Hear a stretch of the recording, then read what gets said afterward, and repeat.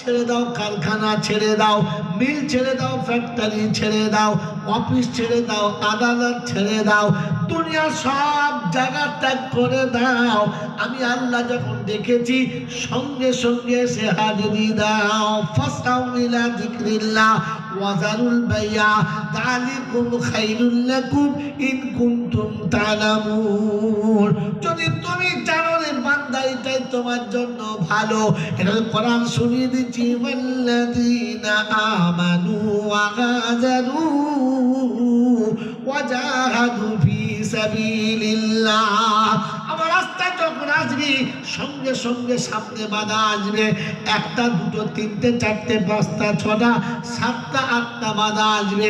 আটটা বাধা তোকে কাটাতে হবে, তবে কাউকে আঘাত দিয়ে না, কাউকে ব্যথা দিয়ে না, কারোর সঙ্গে কোনো রকমের হঠকারিতা করে না, মুহাব্বতে সাইড করবি, আস্তে আস্তে এগিয়ে চলে আসবি, তোকে যেন আটকাতে পারে না। আমার বাপজিরা শোনার লাগে না, বাধা কটা বললাম? আটটা।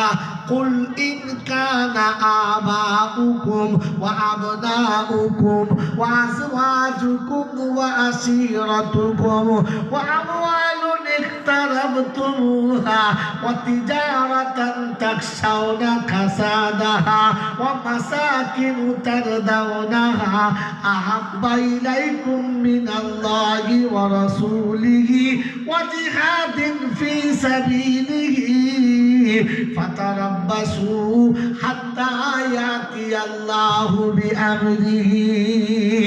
আট জায়গায় তোর বাধা হবে, এই আটটা বাধা তোকে টপকাতে হবে। মুহাব্বতের সঙ্গে যেন ঝগড়া করে আসবি না। তাই তো আল্লাহ নবী সাল্লাল্লাহু তাআলা আলাইহি ওয়াসাল্লাম শুনিয়েছেন, উম্মতে কারোর মনে ব্যথা দিস না, কারোর হৃদয়ে ব্যথা দিলে কাবা ভাঙার সমান তোর গুনাহ হবে। কারোর হৃদয়ে ব্যথা দিবি না।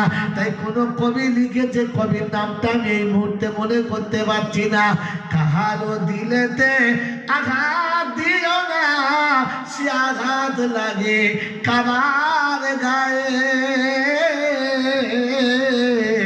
শুনিয়া তোমার আসে জনশরণ, এমনই কথা নবীজি কহে।